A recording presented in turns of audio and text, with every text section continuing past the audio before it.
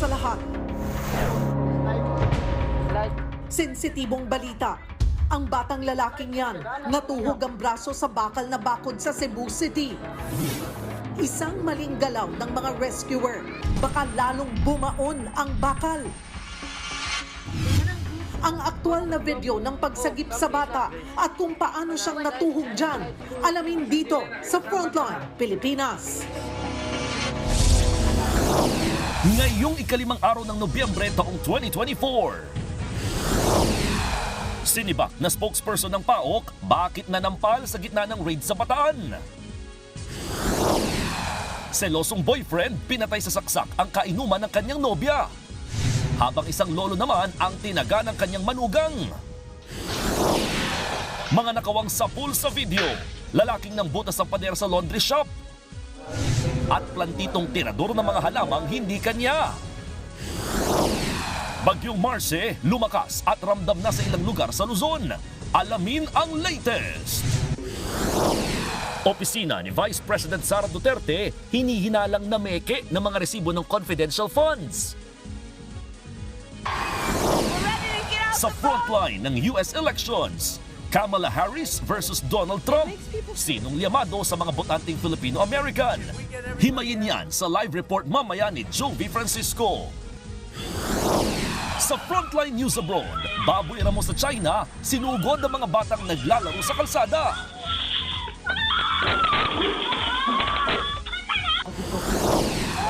At sa showbiz, Coldplay vocalist Chris Martin nahulog sa butas sa stage.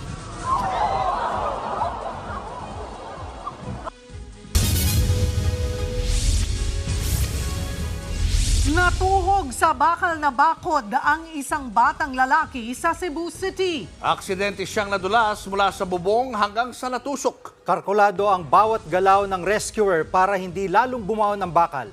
Nasa frontline ng balitang yan si John Aroa. Nakatuhog pa ang kaliwang braso ng 12 anyos na batang si Andre sa grills na bakod ng datansya ng mga rescuer sa Cebu City. Agad siyang inalalayan gamit ang hagdan at kinabitan ng oxygen mask. Tumagal pa ng 1 oras bago nadala sa ospital si Andre. Pinutol muna ang bakod, kaya kahit nasa stretcher pa siya, nakatuhog pa rin ang bakal sa kanyang braso. Kinailangan pang gumamit ng hydraulic cutter para maputol ang grills. Sa kabila na nangyari, hindi man lang naiyak ang bata. Ayon sa kanyang tsuhin, naglalaro raw ng sipa ang bata nitong Lunes ng hapon. Pagsipa raw ni Andre, tumilapon ang sapatos niya sa bubong ng kanilang kapitbahay. Dahil dyan, inakyat niya ang bubong ng kanilang kapitbahay. Pero nawalan siya ng balanse at nahulog sa grills ng bakod. Dito na tumuhog ang kaliwa niyang braso. Badlong na siya. Ayaw nagkat-kat, wag ka lang kumat-kat. Tapos pagkaduha nakuha na siya diri nadulas. Sa ngayon, inoobserbahan pa rin ang bata sa ospital. Pero wala namang tinamaang maselan o kritikal na parte ng kanyang katawan.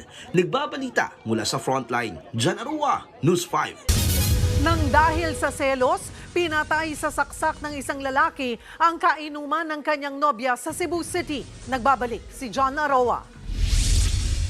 Malaking sugat sa dibdib ang inabot ng lalaking ito matapos saksakin sa barangay Talamban sa Cebu City. Nadala pa sa ospital ang biktimang si Denmark Inocando pero idiniklara ring dead on arrival. Suspect sa krimen ang kalitan niyang si Vincent Valdez. Ang itinuturong motibo, selos. Yung kalibin ng victim at kalibin ng suspect is magkapatid and silang apat nakatira sila sa isang bahay. So yung suspect nagsiselos dun sa victim dahil yung victim close sa kalibin niya, kalibin ng suspect. Nakita umano ni Valdez ang nobya kasama si Inocando na nag-iinuman sa kanilang lugar. Dito na nagselos ang suspect at inabangan ang biktima sa isang eskinita. Nauna umuwi yung victim and siguro dahil nalaman ng suspect na nag-inom yung kalibin niya at saka yung victim. So medyo na-trigger siya. Naiwan ng biktima ang kanyang tsinelas sa crime scene. Sa pagmamadaling tumakas, bakas din ang dugo sa pintuan at kama ng biktima. Pinaghahanap pa ang suspect na napag-alamang dati nang nakulong dahil sa illegal na droga. Nagbabalita mula sa Frontline, Jan Arua, News 5. Nasa 100 tindahan ang nasunog sa Commonwealth Market sa Quezon City. Kasamang natupok ang kabuhayan ng maraming nagtitinda. Nasa Frontline ng balitang yan, si Hannibal Talete. Nilamon ng apoy ang bahaging ito ng Commonwealth Market sa Quezon City pasado alas 2 kaninang madaling araw. Dagdag problema pa ang malayong pinagkukunan ng tubig at ang mga nakakandadong tindahan kaya hindi mapasok. Nakasagabal din ang mga tinderong nakakasalubong ng mga bumbero. Gaya ng mga lalaki may bitbit ng mga plastik na paninda mula sa nasusunog na palengke.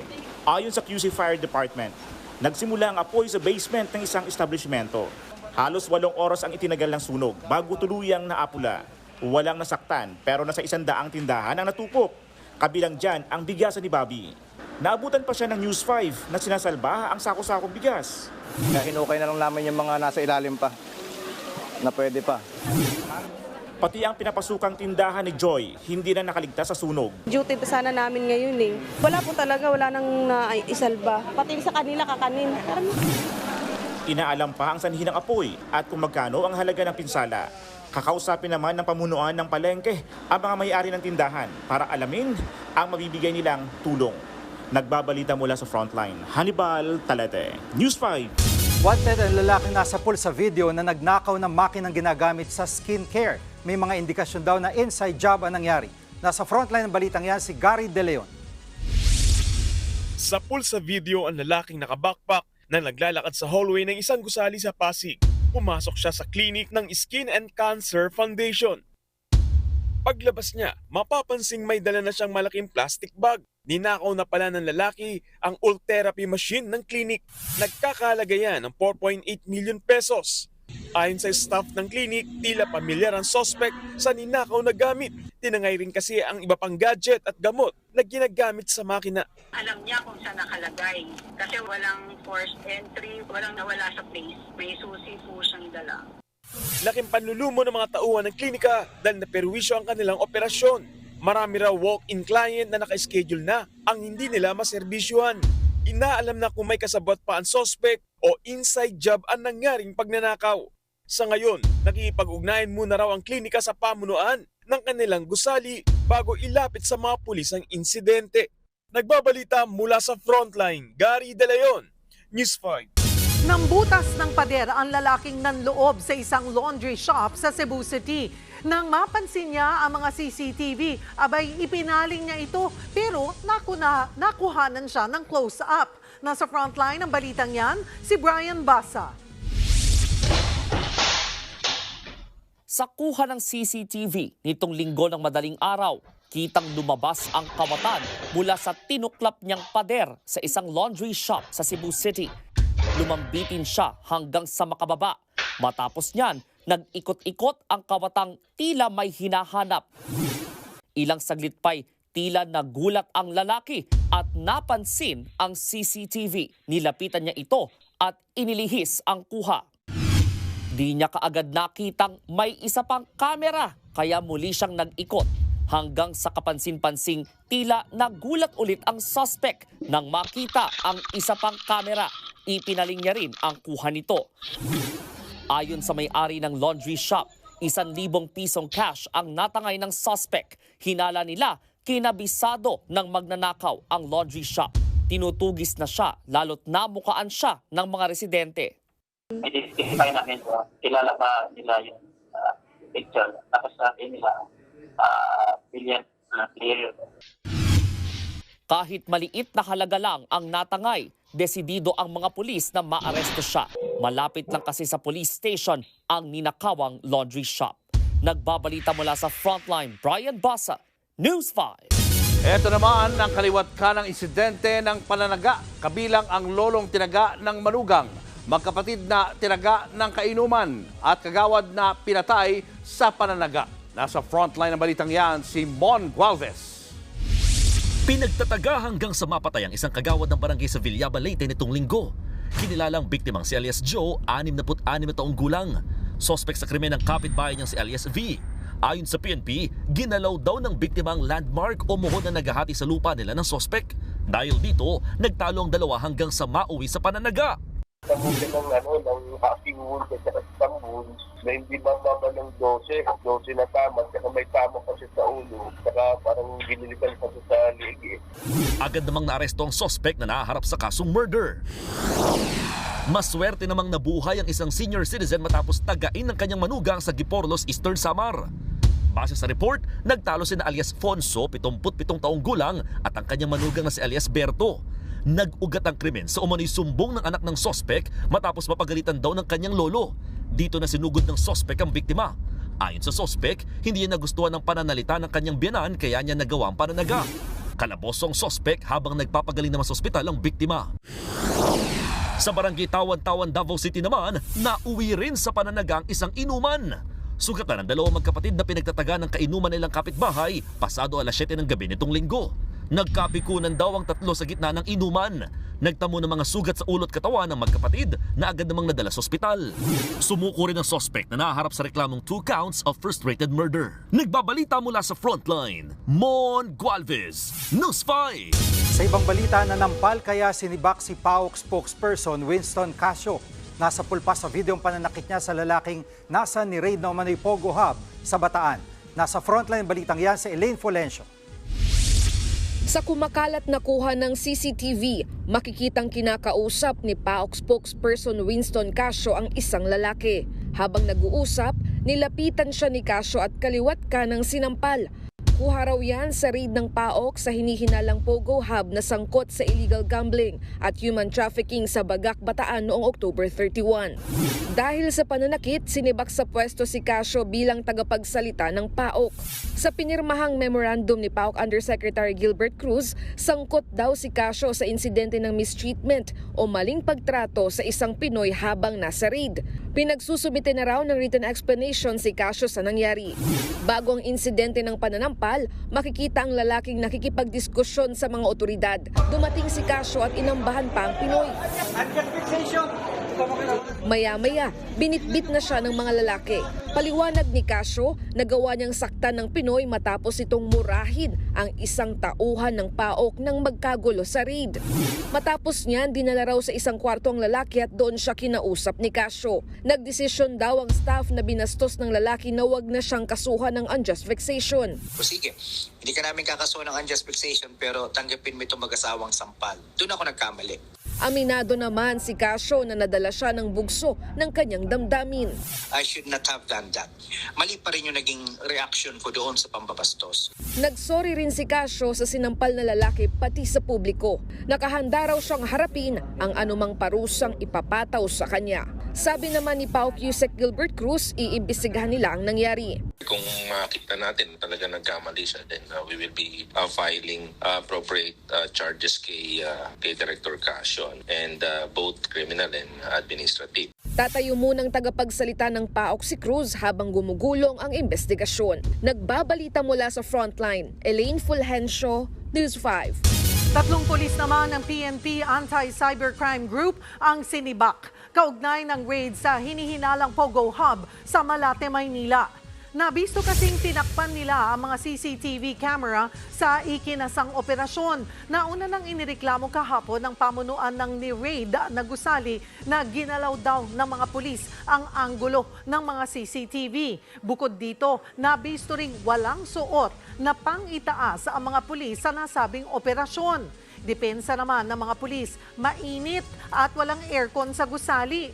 Naghahagdan din sila paakyat ng 23rd floor dahil nakapatay ang mga elevator. Una nang sinabi ng PAOK na bigo ang nasabing operasyon. Wala kasing maisampang reklamo laban sa mga nahuling dayuhan doon. Tiniyak naman ng PNP ACG na sineseryoso nila ang lahat ng reklamo sa raid. Hamon naman ni NCRPO Director Sydney Hernia, maglabas ng ebidensya ang mga nag-aakusang nangikil din daw ang mga pulis. Naghahanda na ang iba't ibang ahensya ng gobyerno at mga lokal na pamahalaan ng Cagayan at Batanes sa posibleng epekto ng Bagyong Marce. Nasa frontline ng balitang yan si Brian Castillo. Ipinosisyon na ng Municipal Disaster Risk Reduction and Management Office o MDRRMO ng Pamplona, Cagayan ang kanilang mga rescue boat at iba pang gamit. Paghahanda ito sa posibleng epekto ng Bagyong Marce. Nagsagawa na rin ng Pre-Disaster Risk Assessment Meeting ang MDRRMC Calayan kasama ang mga punong barangay. Ang pamunuan naman ng Magat Dam nag-abiso na magbubukas ng isang gate bukas ng alas 8 ng umaga. Ito ay para maglaanan ng allowance sa ulang ibabagsak ng Bagyong Marce. Nagpulong na rin ang mga opisyal sa probinsya ng Batanes na posible ring maapektuhan ng bagyo. Ang National Disaster Risk Reduction and Management Council naman o NDRRMC, inatasan na ang lahat ng mga LGU na posibleng direktang maapektuhan ng bagyo na magpatupad ng forced evacuation. Ayon kay Defense Secretary Gibo Teodoro na siya ring chairman ng NDRRMC, dapat maging maagap ang pagkilos sa mga LGU para maabot ang target na zero casualty. They must have identified the areas already. Judgment call yan ng local disaster risk reduction and management councils. But the thing is, the earlier, the better for us. I mean, it's no problem to err on the side of caution. Kahit hindi umulan, nandun lahat, at least ligtas. Dapat din anyang magtalaga ng centralized points o iisang lugar para agarang maihahatid ang tulong. Handa na rin ang Armed Forces of the Philippines na tumugon sa kalamidad. Meron tayong mga C-130s na available na magdala po ng mga relief goods and non-food items. Ayon naman sa DSWD, nakapreposisyon na ang nasa 300,000 food packs para maihatid sa mga pamilyang mangangailangan. Nagbabalita mula sa Frontline, Brian Castillo, News 5. Lalo pang lumakas ang Bagyong Marce habang nasa tubig malapit sa Isabela. Huling namata ng bagyo sa layong 480 km silangan ng bayan ng Etiague. Lumakas pa sa 130 km per hour ang taglay nitong hangin. Hanggang 160 kph naman ang bugso nito. Sa ngayon, nasa 15 lugar sa Northern Luzon, Cagayan Valley at Cordillera Region ang nasa signal number 1. Nakikitang lalo pang lalakas ang Bagyong Marce bagong posibleng landfall sa Maybabuyan Islands o bahagi ng Cagayan sa Huwebes. Dahil naman sa mga nagdaang bagyo, pinangangambahan pang lumobo ang kaso ng leptospirosis at dengue. Sa Metro Manila nga, may naitala ng pagdami ng mga tinamaan ng dalawang sakit. Nasa frontline ng balitang yan, si JC Cosico. Mismong araw ng undas ng ma-confine sa National Kidney and Transplant Institute sa Quezon City ang tuberong si Renz dahil sa leptospirosis. Naglinis daw siya ng marumi at baradong alulod noong kasagsagan ng Bagyong Christine. Pero hindi niya alam may sugat pala siya sa daliri. Makalipas ang ilang araw, sumama na ang pakiramdam niya. Mahihina na yung mga kasukasuhan. Tapos minsan kakapusing ka na hininga. Kala ko nung natrangkaso, yung pala leptospirosis na pala. Sumasa ilalim si Ren sa dialysis. Isa siya sa 8 pasyenteng naka-admit ngayon sa NKTI dahil sa leptospirosis. Nakukuha ito sa kontaminadong tubig na may ihi ng hayop gaya ng daga. Sa huling bilang, halos 3,000 na ang leptospirosis cases sa buong Metro Manila mula January hanggang October 26. Mas mataas yan sa 1,400 cases sa parehong panahon noong isang taon. Tumaas din ang kaso ng nasawi na nasa higit 200. At pinangangambahang dadami pa ang tatamaan ng sakit kasunod ng pananalasan ng Bagyong Christine at Leon. Siniguro naman ng DOH na sapat ang gamot kontra leptospirosis. Kami rin po ay naghihintay na maayos natin yung ating flood control. Kung walang baha, walang lepto. Problema rin ang tumataas na kaso ng dengue. Higit 24,000 ang nagka-dengue sa Metro Manila kumpara sa higit 18,000 cases lang noong isang taon. Pinakatinamaan ng dengue ay mga bata. 66 naman ang namatay. Sa ngayon, 14 sa 17 LGU sa Metro Manila ang may pagtaas ng dengue cases. Naabot na rin daw ng rehiyon ang dengue alert threshold na nagsisilbing warning para agad umaksyon ang mga LGU. They should take this seriously kasi ang dengue nakakamatay. Ang dengue nakakagastos ng malaki. Nagbabalita mula sa Frontline, JC Cosico, News 5. Showbiz, eto na nga! Mga kapatid, eto na nga ang mga umaaribang showbiz balita ngayong Martes. Kilig overload ang hatid ng pa-surprise si Julia Montes kay Batang Quiapo star Coco Martin na may nilunsad na bagong negosyo. Ano naman kaya ang say rito ni Coco? Nasa frontline ng balitang yan si MJ Marfori. Unang tingin sa motorcade ni primetime king Coco Martin sa Rizal. Mapapaisip ka, kampanya yarn? Pero syempre, hindi naman siya tatakbo. Para yan sa kanyang bagong era as a businessman. At gaya raw ng pagbibigay niya ng mga oportunidad sa Batang Quiapo. Ganon din ang layunin ng kanyang bagong negosyo. Anong gagawin natin? Ang kailangan natin mag-create ng trabaho di ba? Ito sa pamamagitan nito, makakatulong tayo kahit papaano.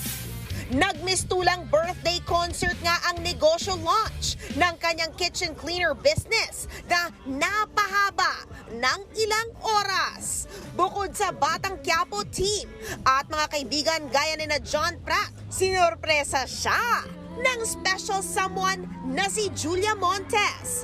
Ay, pinunasan pa ni Julia ang pawis ni Coco.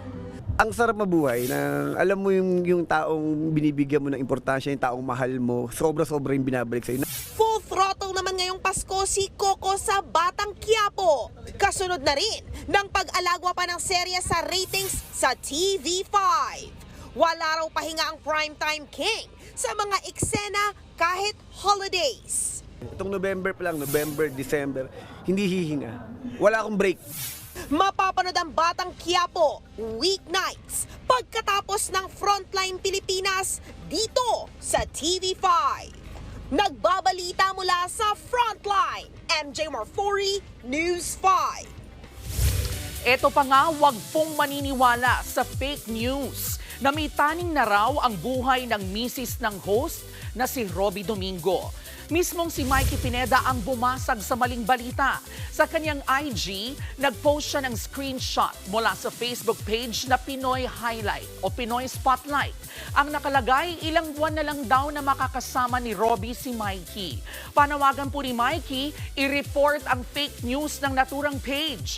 Ang totoo, last year nang i-reveal ng mag-asawa na may rare autoimmune disease si Mikey. Pero hindi po totoo na may taning ang kanyang buhay.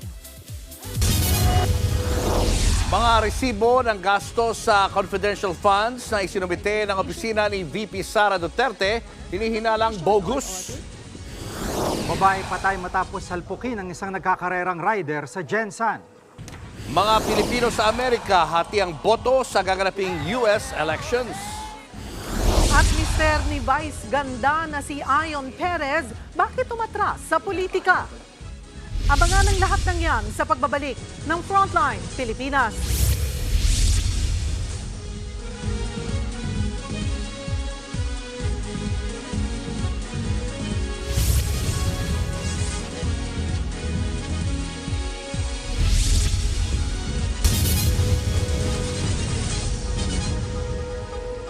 Mga kapatid, Julius Babaw po, nasa Middle East o saan mang dako ka ng mundo, manatiling may alam at may pakialam sa mga mainit na balita dito sa ating bansa.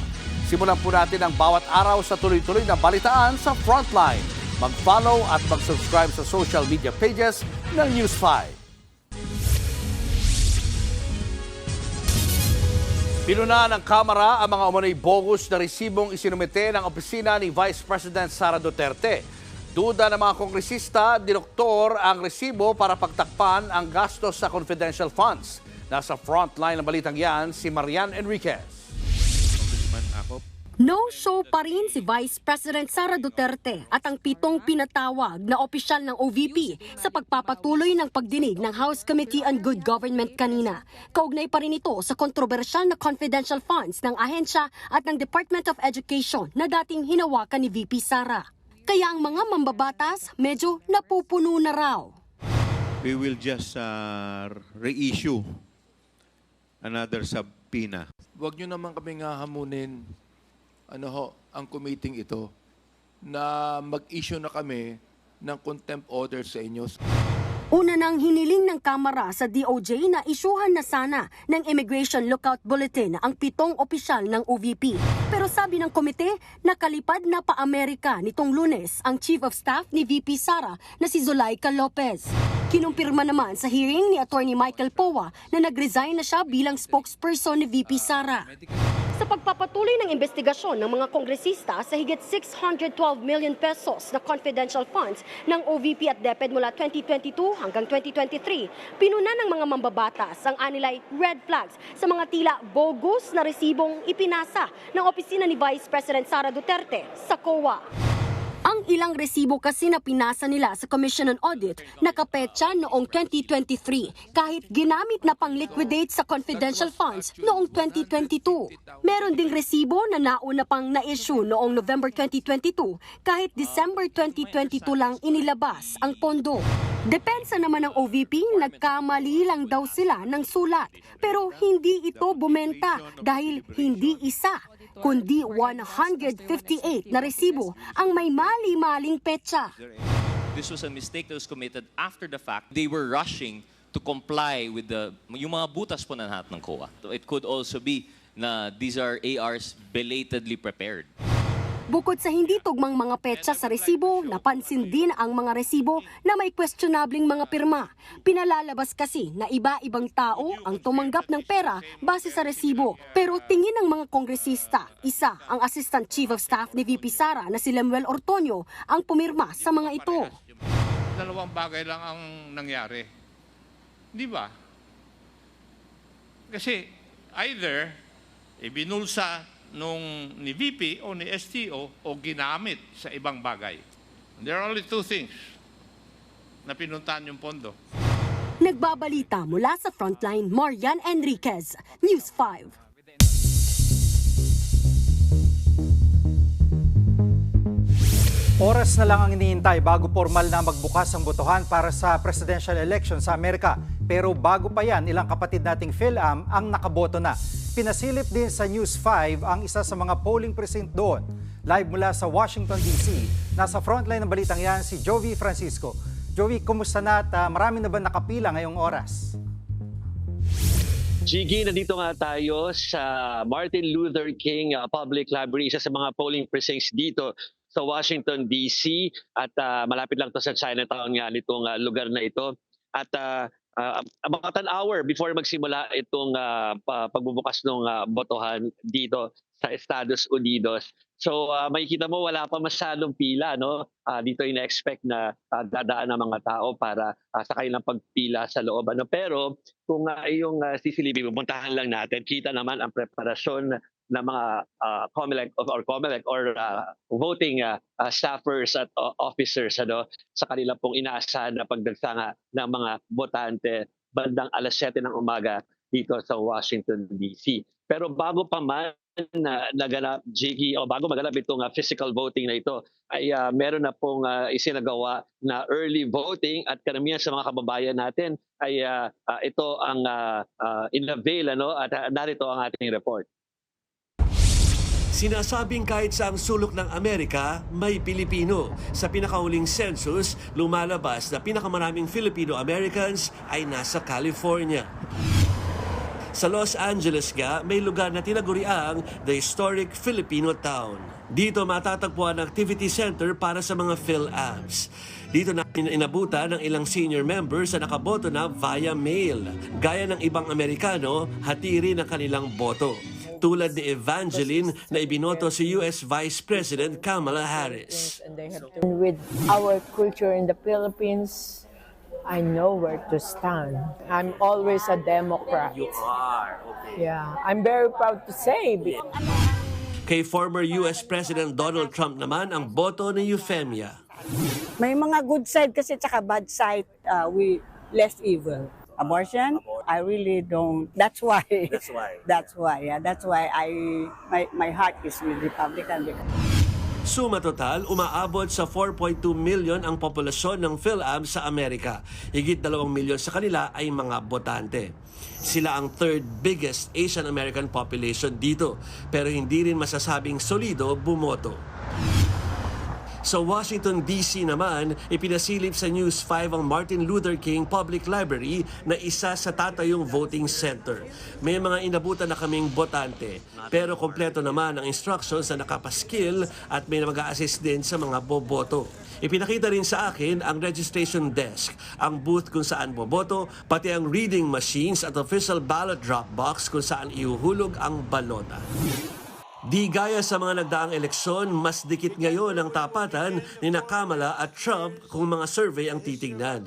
Kaya ilang oras bago ang botohan, nanligaw pa sa battleground state ng Pennsylvania ang dalawa. Ang Pennsylvania ang may pinakamaraming electoral vote sa lahat ng swing state. Ang mananalo rito, mas malaki ang tsansang maupo sa White House. Kaya si Vice President Kamala Harris, all-star ang endorsers na sumama, gaya na Oprah, Katy Perry at Lady Gaga. Dumaan din si Trump sa Pennsylvania sa final rally niya at saka bumisita rin sa swing state ng North Carolina at Michigan.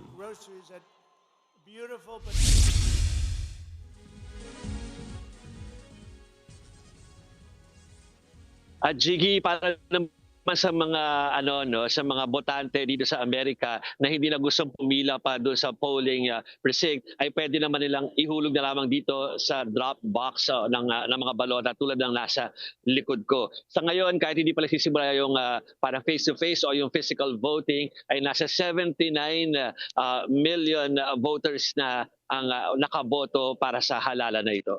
Jiggy. Maraming salamat, Jovi Francisco. Showbiz, eto na nga! Mga kapatid, eto na nga, na maalam na ang karakter ni Sara Labati sa Kapatid series na Lumuhod Ka sa Lupa. Sa episode po kagabi, habang tinutugis sila ng mga tauhan ni Benito, played by Garda Versosa, na baril si Marcy na karakter ni Sarah. Naunsya mituloy ang kanilang family reunion ni Norman na role naman ni Kiko Estrada. Noong Biyernes, nauna nang namaalam ang karakter ni Mark Anthony Fernandez na si Brando.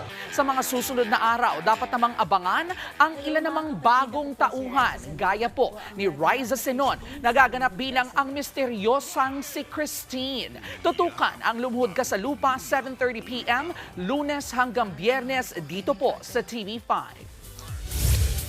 Ito pa nga, umatras na sa kanyang kandidatura bilang konsehal ng Concepcion Tarlac ang mister ni Vice Ganda na si Ayon Perez. Paalam ko lang po na hindi na po ako tatakbo or tutuloy bilang konsehal ng Concepcion. Sabi nga po ni Ayon, gusto po niyang mas maging handa pa sa public service. Ayaw niya raw kasing mapahiya sa kanya mga kababayan. Sa huli, nagpasalamat at humingi rin ng paumanhin si Ayon. Noong October 1 lang nang magsumite ng kanyang Certificate of Candidacy sa pagkakonsehal si Ayon sa Concepcion Tarlac. Bago po nito, nauna na siyang nanumpa sa partidong Nationalist People's Coalition o NPC. Susunod, lalaking tirador ng mga halaman sa Pasig City, balak daw ibenta mga ninakaw para sa Pasko. Sa China, mga batang naglalaro sinugod ng baboy ramo. At Coldplay frontman Chris Martin nahulog sa butas sa stage sa gitna ng concert sa Australia. Yan at iba pa sa pagbabalik ng Frontline Pilipinas.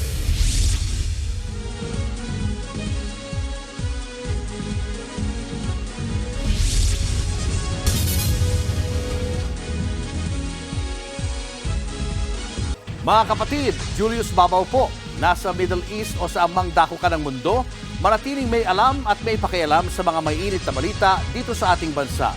Simulan po natin ang bawat araw sa tuloy-tuloy na balitaan sa Frontline. Mag-follow at mag-subscribe sa social media pages ng News 5. Pati ba naman ang mga halaman abay pinag-interesan ng isang lalaki sa Pasig. Nasa pulpa sa CCTV ang pagnanakaw niya. Nasa frontline ng balitang yan, si Gary De Leon. Pagmasdan ng lalaking yan na nagbibisikleta sa Barangay de la Paz sa Pasig City noong October 31. Sa kuha ng CCTV, animoy dumadaan lang ang lalaki sa Camia Street bandang 3:22 ng madaling araw. Hanggang sa lumiko at pumarada siya sa bahay na may pulang gate. Maya-maya, Lumapit ang lalaki sa mga halaman at saka isa-isa itong inilipat sa kanyang bisikleta. Unang binuhat ng lalaki ang yellow at pulang poinsettia bago ang mas malaking rubber tree. Hindi inabot ng 2 minuto bago makuha ng lalaki ang mga halaman. Pero habang nangyayari yan, wala siyang kamalay-malay na binabantayan na pala siya ng mga tanod sa CCTV ng barangay. Agad na rumusponde ang mga tanod para harangin ang lalaki sa Sterling Street pero hindi siya tumigil. Sa pag-iwas ng suspect, nawalan siya ng kontrol sa bike kaya natumba sila pareho ng tanod. Agad siyang tumayo sakat kumaripas ng takbo.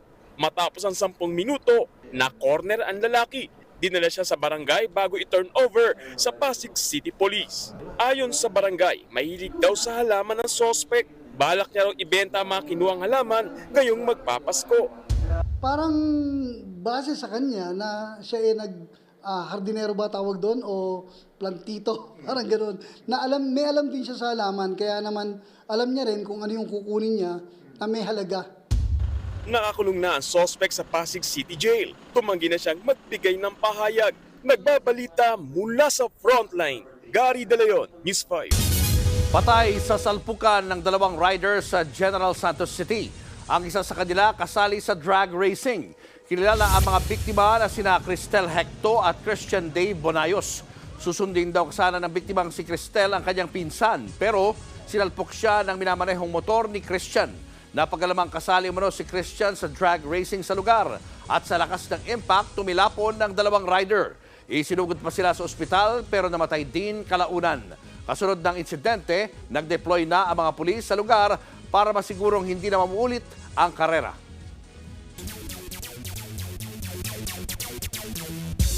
What's up mga kapatid? Pinirma ng NLEX Road Warriors si NBA player Ed Davis para sa parating na PBA Commissioner's Cup. Magdadala ng kakaibang experience at leadership si Davis at susubukan pagandahin ang performance ng kupunan. Naglaro siya sa madaming NBA teams tulad ng Toronto Raptors, Memphis Grizzlies, Los Angeles Lakers at iba pa. Naglaro siya ng total 722 NBA games at nag-start sa 106. Huling naglaro si Davis para sa Cleveland Cavaliers noong 2021-22 season bago naging import sa iba't ibang bansa.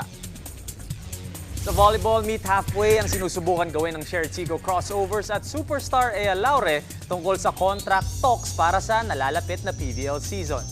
Ayon kay Sher Tigo, team manager Aaron Velez, hindi pa daw nakakapag-agree ang parehong kampo pagkatapos ni-report na tinerminate ni Laure ang kanyang kontrata bago pa ang expiry date. Tinrest naman ni Commissioner Sherwin Malonzo na hindi mangingialam ang liga dahil internal issue daw yon sa kanilang kupunan.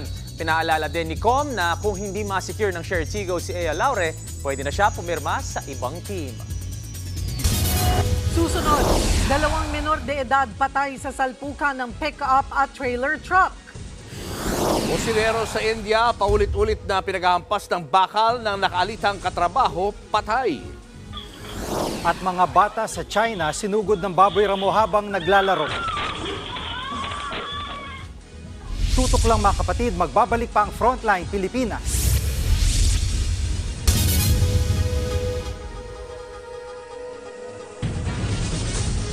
Mga kapatid, Jiggy Manikad po, nasa Middle East o saan mang dako ka ng mundo, manatiling may alam at may pakialam sa mga mainit na balita dito sa ating bansa. Simulan natin ang bawat araw sa tuloy-tuloy na balitaan sa Frontline. Mag-follow at mag-subscribe sa social media pages ng News 5. Patay sa banggaan ng pickup at trailer truck ang 2 menor de edad sa Misamis Oriental. Sa lakas ng pagbangga, mistulang nayuping lata ang pickup truck sa El Salvador City. Nag-overtake daw ang menor de edad na nagmamaneho ng pickup. Pagka-overtake, nabulaga siya ng kasalubong na trailer truck.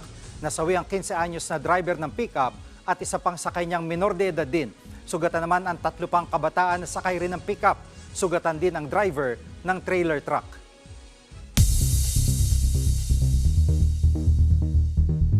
Sinugod ng baboy ramo ang mga batang naglalaro sa kalsada sa China. Yan ang Frontline News Abroad ni Elaine Fulgencio. Wala sa gubat ang baboy ramo, kundi nasa isang residential area sa Anhui Province sa China. Walang binatbat sa mabangis na hayop ang 3 batang naglalaro sa kalsada. Ang batang naka-orange, pumasok agad ng bahay. Isa pang batang napadaan lang ang napatakbo rin sa bahay. Ang batang naka-blue naman, umuwi sakay ng kanyang laruang bisikleta. Habang ang batang naka-green, binuhat ng kanyang nanay. Papasok na rin sila ng bahay nang biglang sinugod sila ng baboy ramo. Sigaw ng sigaw ang babae na nooy nasugatan na. Nilubayan naman sila ng hayop, pumangon ng nanay tsaka sila pumasok sa bahay. Walang detalye kung paanong napadpad doon ng baboy ramo. Pero nahuli na siya ng mga pulis at ibinalik sa gubat. Nagbabalita mula sa Frontline, Elaine Fulgencio, News 5. Hinambalos hanggang sa mamatay ang isang kusinerong natutulog lang sa India. Ang may kagagawan niyan, kanya mismong katrabaho. Narito ang Frontline News Abroad. Sa kaliwang bahagi ng video, kitang mahimbing na natutulog ang 3 kusinero ng bodega sa India, habang gising na gising naman ang lalaking naka-orange t-shirt. Hindi siya mapakali, hanggang sa kumuha siya ng bakal. Pumunta sa mga natutulog na katrabaho at buong lakas na paulit-ulit ng hambalos. Ulo ang kanyang pinunterya. Dahil masyado ng brutal ang mga sumunod na eksena, hindi na namin ito ipakikita. Patapos na ang krimen nang mapansin ito ng isa pang lalaking natutulog at ng lalaking abala sa pagsiselfone. Ang biktimang pinaghahampas, tuluyan ng hindi nagising sa pagkakatulog. Patay na siya at naliligo sa sariling dugo. Base sa investigasyon, punot dulo ng krimen ang pag-aaway ng suspect at biktima sa kusina. Hindi malinaw kung ano ang kanilang pinagtalunan. Sa ngayon, idinemanda na ang suspect. Nagbabalita mula sa Frontline, Gerard de la Peña, News 5. Susunod, naiya muling nabansagang world's worst airport ng isang pag-aaral. At Coldplay vocalist Chris Martin nahulog sa butas sa stage habang nagko-concert. Marami pa kayong mga balitang dapat malaman sa pagbabalik ng Frontline Pilipinas.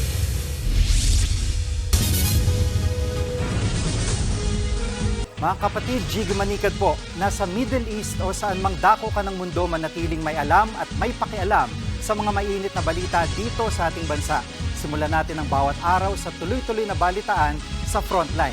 Mag-follow at mag-subscribe sa social media pages ng News 5. Worst airport pa rin daw ang naiya base sa pag-aaral ng isang foreign website. Ang pangako naman ng pamunuan ng paliparan sa Frontline Report ni Gerard de la Peña. Naalala niyo ba ang kontrobersyal na surot sa naiya? Meron pang ang naispatang daga. Sinasalamin niyan ang level ng kalinisan sa ating airport. Kaya naman, hindi katakatakang naiya pa rin ang may hawak ng corona bilang worst airport. Base yan sa foreign website na Compare the Market. Number 1 sa pinakamagandang airport ang kapitbahay nating Hong Kong. Sunod ang Singapore, Tokyo, Japan, Incheon, South Korea at Hamad Airport sa Qatar. Marami pang kakaining bigas para maging ganyan ang naiya na pang 60 sa listahan. Pinagbasehan ng score ang Google Review Ratings, efficiency, accessibility, kalidad ng serbisyo, kalinisan, flight report at rating sa Skytrax na isang airport rating and ranking system. Lumalabas na naiya ang may pinakamababang kalidad ng serbisyo. Kaya naman, nagtanong-tanong kami sa mga pasahero sa naiya kung ano ang gustong baguhin sa ating paliparan. I hope just the Wi-Fi will improve. And in the international airports, the moment you arrive by the land, the Wi-Fi is very fast. Mainit na sa labas, mas mainit pa sa loob. Ayon sa Manila International Airport Authority, target nilang burahin ang bansag sa naiya bilang worst airport. Pero binigyan din nilang hindi ito agad na maisa sa katuparan, bagamat ginagawa na ng paraan. Nagbabalita mula sa Frontline, Gerard de la Peña, News 5. Showbiz, eto na nga! Eto na nga, nahulog sa stage si Coldplay frontman Chris Martin.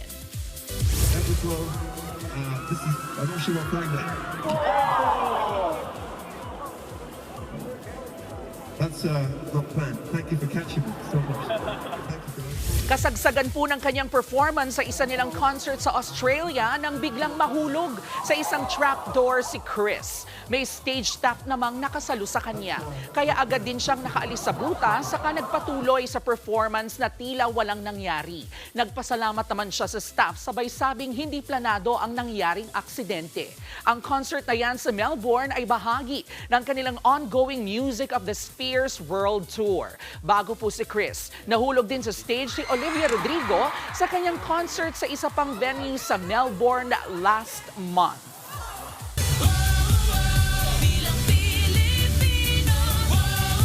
Magkakasa ng voters education ng COMELEC sa mga botante para sa kauna-unahang parliamentary election sa Bangsamoro Region. Hindi pa raw kasi alam ng karamihan na makasaysayan ang botohang ito sa rehiyon. Nasa frontline ng balitang yan si Mon Gualvez. Hindi raw nagmimintis ang tinderang si Laila na makaboto tuwing eleksyon sa Datu Saudi Ampatuan sa Maguindanao del Sur. Pero 6 na buwan bago ang mangyayaring Bilang Pilipino 2025, hindi raw alam ni Laila na makasaysayan palang eleksyon sa kanilang rehiyon.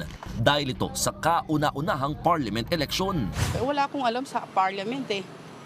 Kasi ang nagtitinda lang ako, hindi ako masyadong kon. Ang mga tulad ni Laila ang tinututukan ngayon ng COMELEC. COMELEC na mismo nagsabi nasa 54% lamang ng mga botante rito sa BARM ang may alam sa mangyayaring parliamentary elections ayon sa isang pag-aaral. Bagay na nakahanda raw tugunan na ahensya para mas palawak pa ang kaalaman ng mga taga rito. Bukod sa mga uupo sa LGU, boboto rin ang mga taga Bangsamoro ng mauupo sa kanilang parliament. Ito ang kanilang bersyon ng Kongreso na siyang gagawa ng mga batas para sa Bangsamoro Region. Kaya simula Disyembre, magsasagawa ng roadshow ang poll body para sa voter education sa BARM. Sa huling bilang, 13 na naghain ng COC para sa posisyon ng Parliament District Representative. Ayon sa Bangsamoro Organic Law, 80 dapat ang posisyong kailangan punan sa Parliament. Pero dahil 7 distrito ang nasa sulod na hindi nakabilang sa BARM, 73 na lang ang pagbobotohan. Regardless as to whether it's only 73 and not 80, hanggat wala namang batas na nagsasabing dapat ay ganito o ganyan, itutuloy po namin ang halalan. Samantala, nadiskubre ng COMELEC na aabot sa halos 1 milyon ang may double o multiple voter registration sa buong bansa. Bagamat papayagan pa rin naman silang bumoto sa isang ititirang account, nakatakdang imbestigahan at kasuhan ng mga sangkot, posible silang maparusahan ng hanggang 2 taong pagkakakulong. Nagbabalita mula sa Frontline, Mon Gualvez, News 5. Pinababasura ng kampo ni dating Bamban Tarlac Mayor Alice Guo ang mga reklamong isinampa sa kanya kaugnay sa pineke umanong notaryo noong Agosto. Wala raw yang sapat na batayan. Nasa frontline ng balitang yan, si Ian Suyu. Personal na humarap sa Department of Justice si dating Bamban Tarlac Mayor Alice Guo para ito sa preliminary investigation ng mga reklamong perjury, falsification by a notary public, use of falsified documents at obstruction of justice na isinampa laban sa kanya. First message lang po sa mga taga-Bamban, ma'am. Matapos ang pagdinig, mailap pa rin sa media ang dating alkalde na mabilis ding umalis sa DOJ. Pero giit ng legal counsel niya, walang sapat na batayan ng prosekusyon. Naghain na rin daw sila ng counter affidavit para mapadismiss ang mga reklamo. Hindi naman siya dapat makasuhan ng falsification, diba? Perjury. Una-una, wala man siya dito eh. Paano participation niya doon sa notarization na yun? Matatanda ang inireklamo ng NBI Sigo, ang abogadong si Attorney Elmer Galicia at 4 na iba pa. Para ito sa pinekeng counter affidavit ni Go na pinanotaryo niya di umano sa San Jose del Monte, Bulacan noong August 14.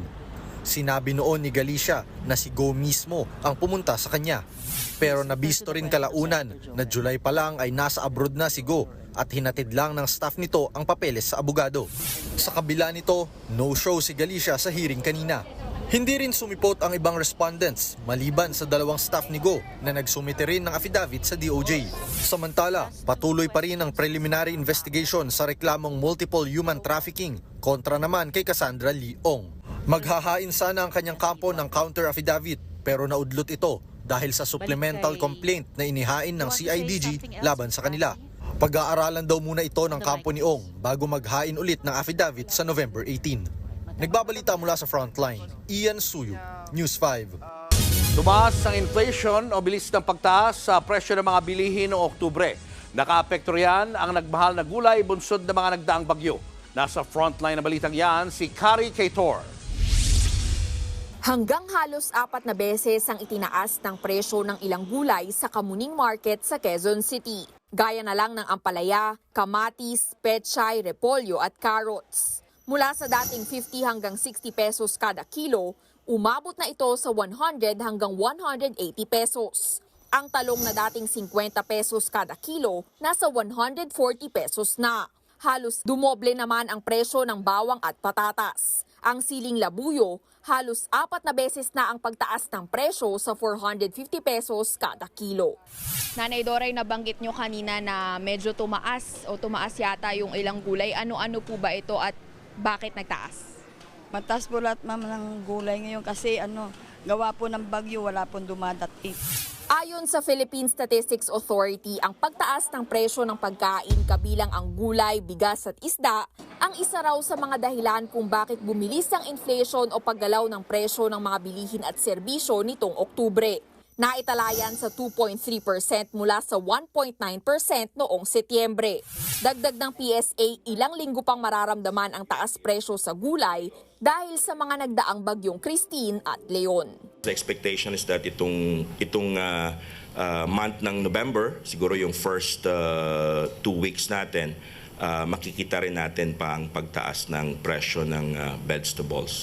Pagtitiyak naman ng Department of Finance, on track pa o pasok pa ang Pilipinas sa 2 hanggang 4% inflation target ng gobyerno para sa 2024. Nagbabalita mula sa Frontline, Carrie Cator, News 5. Arestadong isang lalaki dahil sa panghalay umano sa 12 anyos na babae noong nakarang taon. Nakumpiska rin sa sospek ang di lisensyadong baril na may mga bala. Nasa Frontline balitang yan si Hannibal Talete. Nagpupumiglas pa ang lalaking yan nang pagtulungang arestuhin ng mga pulis sa Pasay City. Maya-maya pa, pinadapa na ang 34 anyos na lalaki. Hinuli siya ng mga operatiba ng Batasan Police Station sa Quezon City dahil sa kasong statutory rape. We exerted effort to monitor his movement. At yun, na-monitor natin na papatawid siya ng Maynila.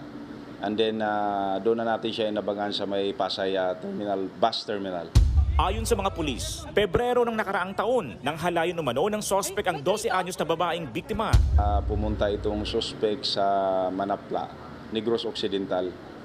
At doon ay nakapag-commit siya ng crime, ng rape ito ng minor. Nakumpiska rin mula sa sospek ang hindi lisensyadong baril na kargado ng mga bala. Inaalam pa kung nagamit ito sa ibang krimen. Itinanggi naman ng sospek ang akusasyon ng panggagahasa. Wala akong masasabi kasi hindi ko rin alam yan. Pagdating naman sa nakumpiskang baril, iginiit niyang hindi niya ito ginamit sa anumang krimen. Wala naman, personal ko na yun. Proteksyon ko na yan sa sarili ko. Inihahanda na ang mga dokumento para sa return of warrant sa kasong statutory rape na kinakaharap ng sospek. Mahaharap din siya sa reklamong paglabag sa Comprehensive Firearms and Ammunition Regulation Act. Nagbabalita mula sa Frontline, Hannibal Talete, News 5. Nasabat ang mahigit 7 milyong pisong halaga ng kush o high-grade marijuana sa buy-bust operation sa Mandaluyong. Nakumpiska mula sa 2 suspek ang mga lata ng pinagtaguan ng marijuana. Itinimbre ang mga suspek sa Marikina Police matapos maaresto ang 3 hinihinalang kasabwat nila nitong Oktubre. Mahaharap ang mga suspek sa kasong paglabag sa Comprehensive Dangerous Drugs Act. Nag-negatibo sa hair follicle drug test si Davao City 1st District Representative Paulo Duterte. Base sa resulta ng kanyang drug test, wala namang nakitang illegal substance sa kanya.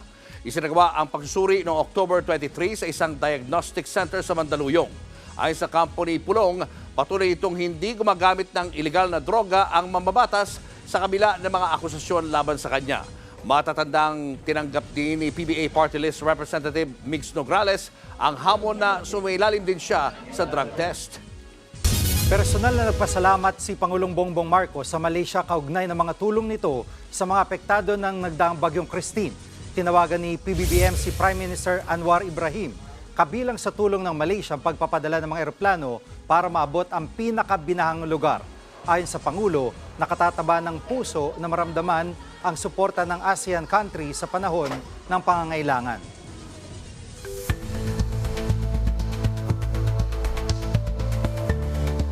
Bago pa man mauso ang kanta at sayaw na 8-8, nagkalat na po yung mga 8 sa ating kalsada. Meron pa ang 7, merong 9, merong 6.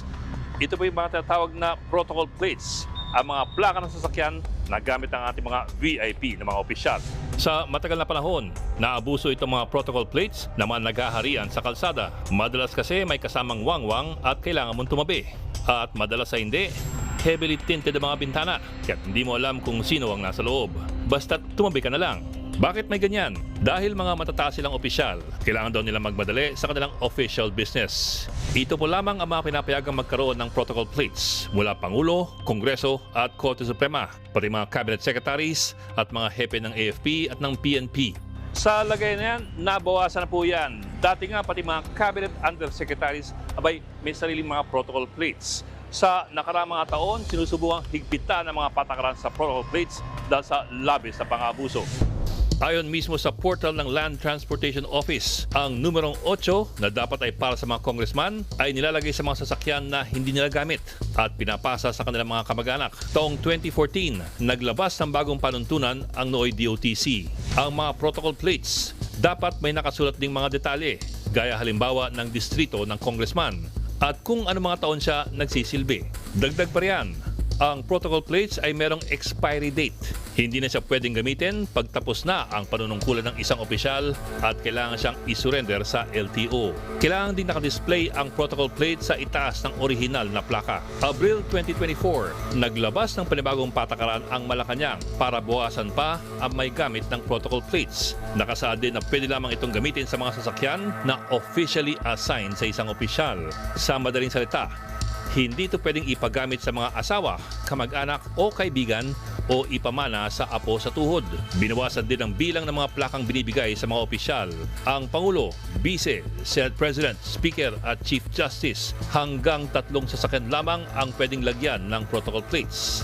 Ang ibang mga opisyal, gaya po ng Congressman at Senador, na dati 3-4, hanggang 2 na lamang.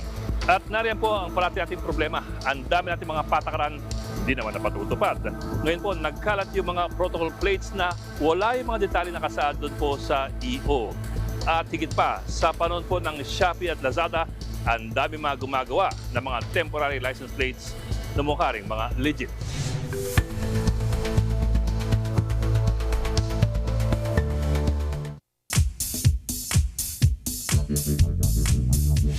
Mga kapatid, bago po umarangkada sa kalsada, dapat nakikilala muna sa mga plaka. Sa mga tala po sa kasaysayan, sinasabing nagsimula ang paglalagay ng mga plaka noong 1893 sa bansang France. Kasunod po yan ng pagpasa ng kanilang Paris Police Ordinance. Yung mga panahong kasing iyon, dumarami na iyong mga sasakyan sa daan. Kaya naman, naisip na plakahan na ang mga ito para agad na makilala at ma-regulate sa kalsada. Kalaunan, na-adapt na rin yan ng iba't ibang mga bansa tulad na lang ng UK at ng Amerika hanggang sa kumalat na sa buong mundo. Basta may sasakyan, abay kailangan po ng plaka. Yung mga unang version nitong car plate, sinasabing gawa sa pressed aluminum. Partikular na yung mga ginawa noong 1903 sa England. 9 na taon matapos niyan, saka na lang naipakilala sa bansa ang paglalagay ng mga plaka. Noon, purong mga numero lang ang mga nakatala sa mga car plate. 1933 na lang nang lagyan ito ng mga letra. Hanggang sa magkakulay, nagkaroon ng klasifikasyon base sa gamit na pupwedeng pampribado, pampubliko o gamit ng gobyerno. Ang sistema pong ito, bunga ng pagpapahalaga natin sa lagi na nating paalala na ang K-alaman ay K-yamanan. K-okay.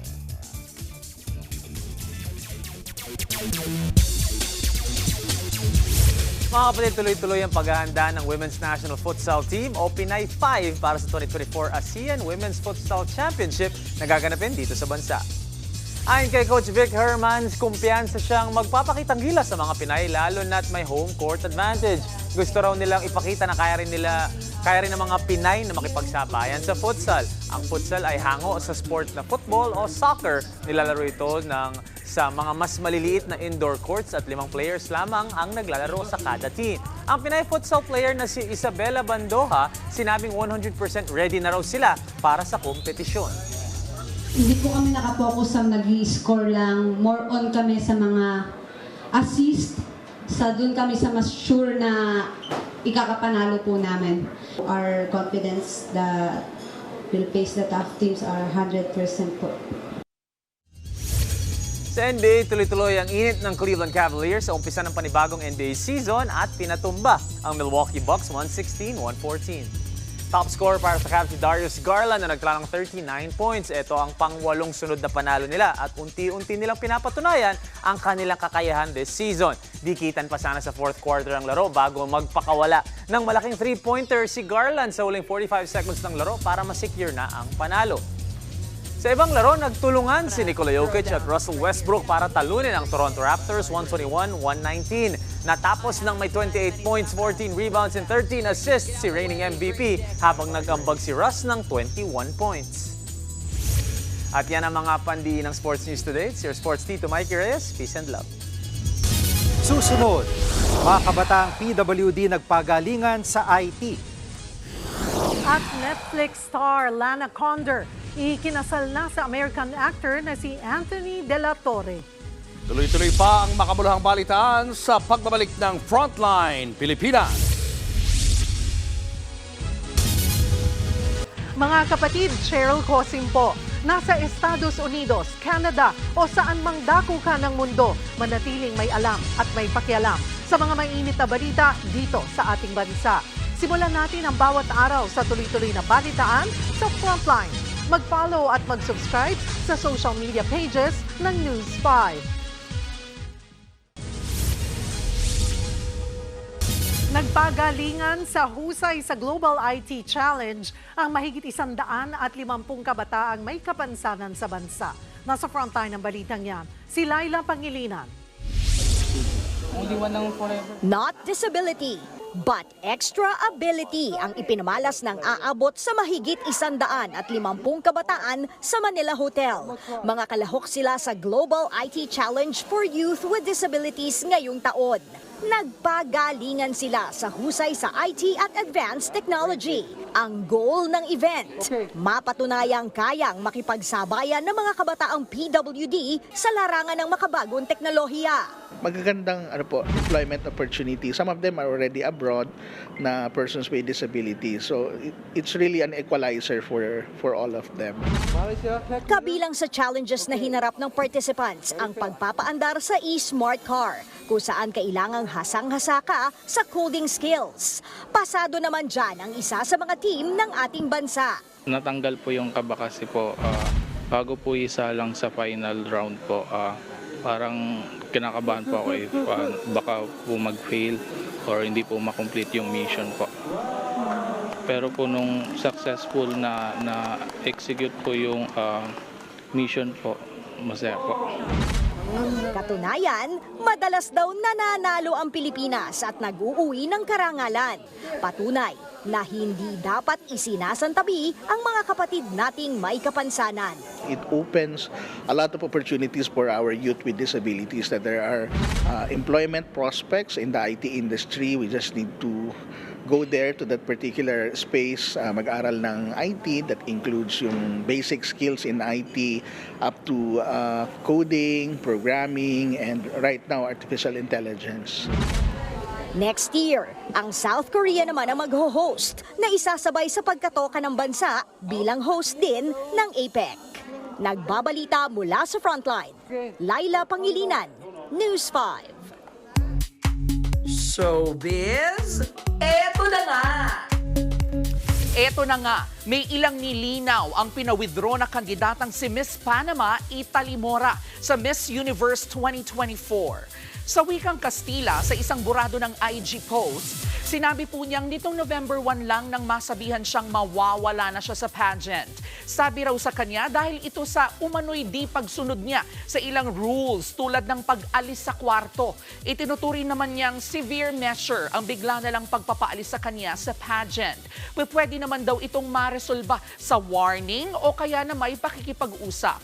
Umaasa naman siyang malilinaw nito ang ilang maling impormasyon tungkol sa kanyang naging pag-alis. Bago po nito, kumakalat ang bali-balitang kaya pinag-withdraw si Miss Panama ay dahil nakaaway niya si Miss Dominican Republic Celina Santos Frias. Hindi naman yan kinumpirma ng kahit na anong panig sa issue. Eto pa nga, to all the boys she loved before. Finally, kasal na ang Asian Hollywood star na si Lana Condor. Sa ilan nilang larawan online, looking very happy si Lana kasama ang kanyang groom na si Anthony De La Torre sa kanilang intimate outdoor wedding. Ikinasal po sila sa taas ng Malibu Mountains sa California. 2015 nang unang magkakilala sina Lana at Anthony sa party matapos ang Emmys. Nag-date po sila matapos niyan hanggang ma-engage last December 2021. 2018 nang pinakasumikat si Lana sa series niya na To All the Boys I've Loved Before. At yan po ang ating K-Alaman at Showbiz Updates ngayong Martes. See you tomorrow mga kapatid. Ako po si Jervy Wrightson. Mga kapatid, 50 days na lang, Pasko na. At yan ang mga balita at impormasyong dapat niyong malaman sa araw na ito. Mga balita para sa may alam at may pakialam. Kami ang inyong mga kasangga sa Frontline Pilipinas.